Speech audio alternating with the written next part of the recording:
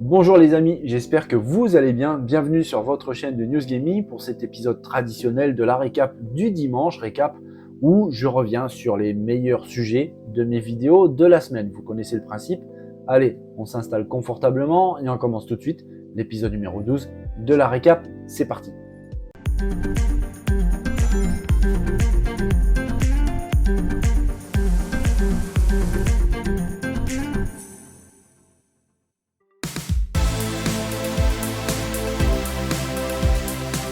Alors pour ce premier sujet, on va revenir sur un jeu d'une saga que véritablement j'aime énormément, qui a un nombre de fans incroyable, une saga qui fait partie de l'univers Xbox depuis le début ou presque, et qui véritablement à chaque fois a un succès colossal. C'est un jeu vraiment très impressionnant. J'étais vraiment, je ne vais pas dire déçu parce que franchement ça aurait été une énorme surprise, mais je vous avoue j'aurais aimé franchement avoir un petit quelque chose, ne serait-ce qu'un teasing sur la suite de Gears of War 5. Gears 5, comme il faut l'appeler maintenant, on n'a rien vu. Je pense, c'est une certitude qu'il est en préparation dans les studios de Xbox, mais à mon avis, pas dans un état d'avancement assez avancé pour pouvoir être présenté, ou alors peut-être que Xbox se garde des cartouches, des munitions pour dévoiler quelque chose un peu plus tard. Ça aussi, c'est vraiment possible. Par contre, il y a une belle rumeur qui fait état du développement d'un jeu qui prendrait part dans l'univers de Xbox, et ça commence à prendre de plus en plus d'ampleur. Ce jeu s'appellerait le projet Maverick. Il est en plus de ça développé et co-développé avec des personnes qui ont déjà travaillé sur la licence, que ce soit en développement des jeux spécifiques Gears of War ou alors en aidant les studios pour développer le jeu Gears of War. Donc en plus de ça, ils ne sont pas inconnus du tout de la licence. Et à mon avis, ça semble vraiment très très bon. C'est vrai que l'univers de Gears of War est vraiment incroyable, avec une vraie grosse base de fans sur ce titre. Et on a vraiment hâte de voir quelque chose, que ce soit une suite au Gears 5 ou un autre jeu dans plus ou moins l'univers de Gears. Ça, je pense, ferait énormément plaisir à beaucoup de monde.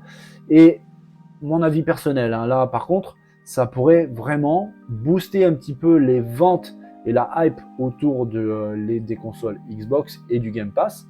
Donc on verra vraiment ce qu'il en est, parce que tout ça les amis, ce ne sont que des rumeurs, donc on va prendre quand même pas mal de recul par rapport à ça, mais c'est vraiment quelque chose qui revient continuellement sur le net.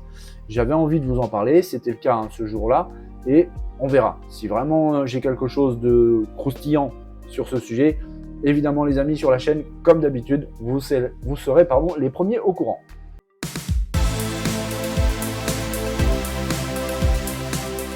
Autre news, et on va parler de Starfield, le jeu du moment, qui n'est pas encore sorti, mais qui est sur toutes les bouches, sur tous les sites, sur toutes les chaînes, bref, tout le monde parle de ce titre de Bethesda, qui, à mon avis, soit sera un succès colossal, véritablement, ou alors sera une catastrophe, que ce soit pour Xbox ou pour Bethesda. Pourquoi une catastrophe ? Tout simplement parce que le titre est véritablement très très attendu. La hype autour de ce titre est juste gigantesque. Tout le monde en parle, que ce soit de manière positive ou de manière négative, mais véritablement tout le monde en parle. J'imagine un petit peu l'attente colossale de Xbox autour de ce jeu. Jeu qui vraiment peut faire ou défaire une compagnie, une console, une génération de consoles, vraiment, parce qu'il est très attendu. Beaucoup de teasing sur ce jeu, beaucoup de prises de parole dithyrambiques sur ce titre. Ça va être le meilleur, le plus grand, le plus colossal, le plus gigantesque. Alors j'espère franchement que ces paroles ne seront pas des paroles en l'air et que ça va se retrouver en réalité, manette en main, parce que si c'est pas le cas, le retour de bâton risque d'être plutôt violent, ne serait-ce que par la presse spécialisée qui va se faire un plaisir de le défoncer. Et vous savez, Internet a une énorme et une excellente mémoire. Ils vont revenir sur toutes ces paroles un petit peu concernant Starfield, tout ce qui a été dit dessus, ça risque de jaser. J'imagine aussi un petit peu tous les haters de Xbox qui vont se faire aussi un malin plaisir de venir clasher ce jeu et donc la marque du géant américain. Bref, on attend vraiment, mais toujours est-il que les premiers retours, certains journalistes, notamment ceux d'IGN, ont eu la chance de mettre la main sur la manette avec Starfield pendant à peu près 1 heure. Et puis d'après leur premier retour, le jeu s'annonce vraiment très très bon, excellent, avec notamment une quantité de choses à faire absolument colossale. Un journaliste a déclaré que oui, on va jouer véritablement à Starfield pendant des années. Lui, pendant l'heure qu'il a joué, il n'a même pas abordé, ne serait-ce que le début de l'histoire de la quête principale du jeu, tellement il y a de choses à faire. Et la sensation est vraiment, c'est le mot qui vient en premier, c'est le gigantisme et la variété. C'est d'ailleurs quelque chose que j'avais déjà abordé sur des précédentes vidéos. Donc on verra vraiment ce qu'il en est manette en main, et dans pas très longtemps, parce que le jeu sort le 6 septembre. On verra vraiment si ce titre mérite toute l'attention que tout le monde lui porte. Sincèrement, je l'espère vraiment, que ne serait-ce que pour la variété qu'il propose, quelque chose qui semble vraiment très très bon. La quantité de travail fourni sur ce titre par les équipes de développement de Bethesda, ce serait vraiment sympa qu'ils aient un juste retour positif au niveau de leur boulot. Donc on verra le 6 septembre, c'est pas très loin, et j'imagine très bien la pression montée chez Xbox et Bethesda. On verra un petit peu tout ça concernant Starfield, mais en tout cas, c'est vrai que ce jeu est sur toutes les bouches, la preuve, on en parle encore aujourd'hui.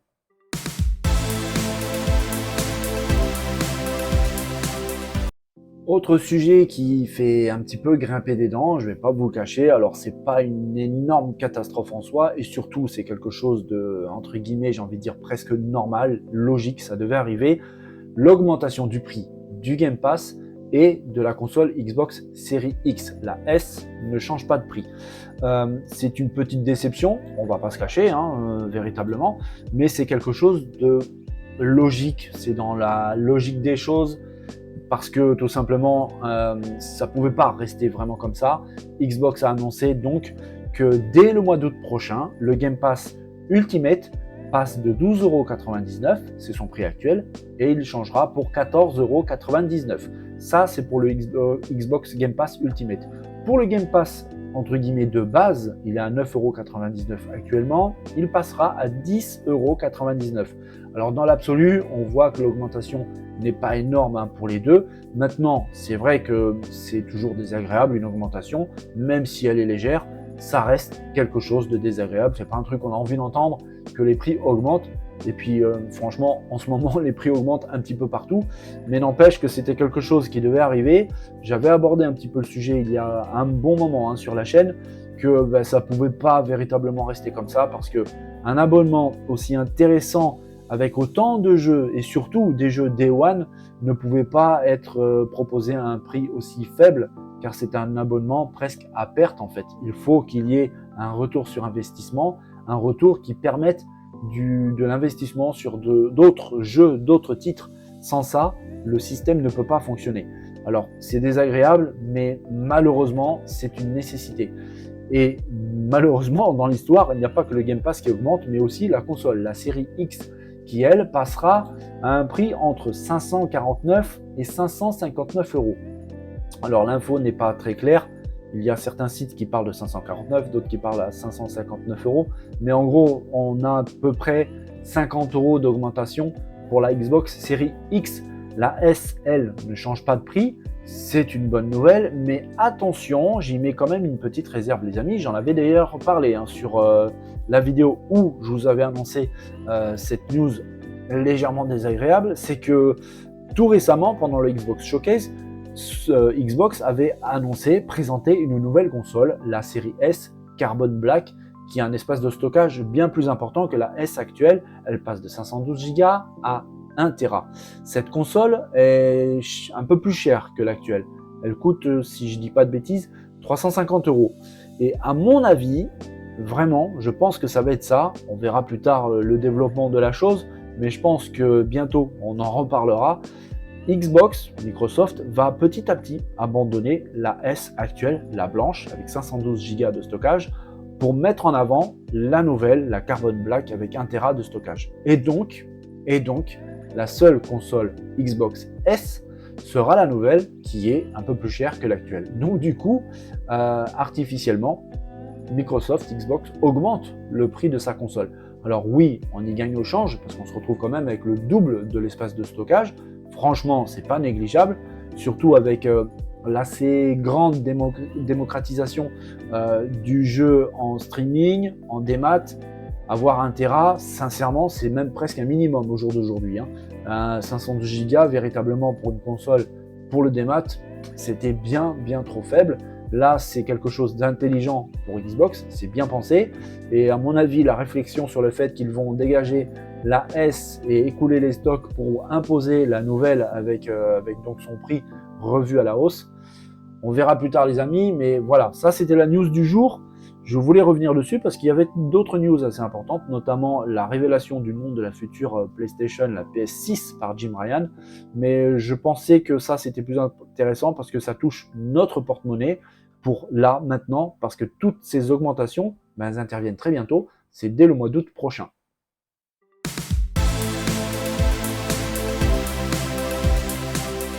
Dernier retour en arrière pour cette récap avec, évidemment, je ne pouvais pas faire l'impasse dessus, le Nintendo Direct qui a vraiment surpris pas mal de monde. Ne serait-ce que par sa présentation, on ne l'attendait pas du tout. Ça a été annoncé et diffusé direct en suivant dès le lendemain. J'en avais parlé d'ailleurs sur la chaîne, si vous vous souvenez.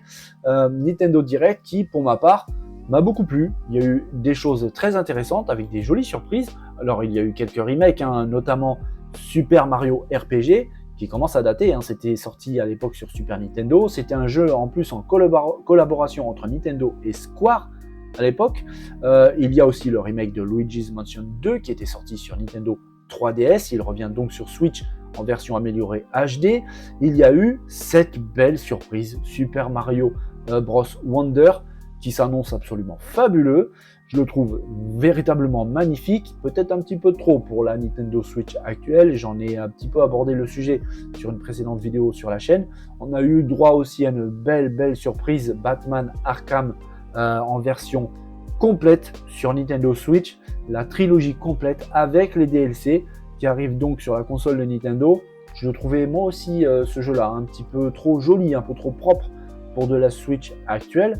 On verra vraiment, mais vous savez ce que j'en pense si vous avez vu ma vidéo à ce sujet. On a eu droit aussi à du Star Ocean, on a eu droit aussi à du Détective Pikachu.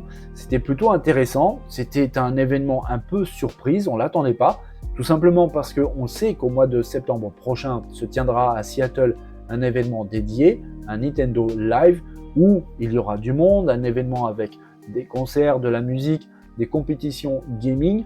J'ai vraiment hâte d'y être, mais tout simplement par curiosité, parce que je me demande vraiment ce que Nintendo va nous présenter. Alors je pense franchement qu'ils vont revenir un petit peu sur les titres qui ont été présentés pendant ce Nintendo Direct, avec d'autres vidéos, d'autres passages de gameplay, peut-être des développements un peu plus poussés, des explications sur certains titres, peut-être aussi des nouveautés, des surprises.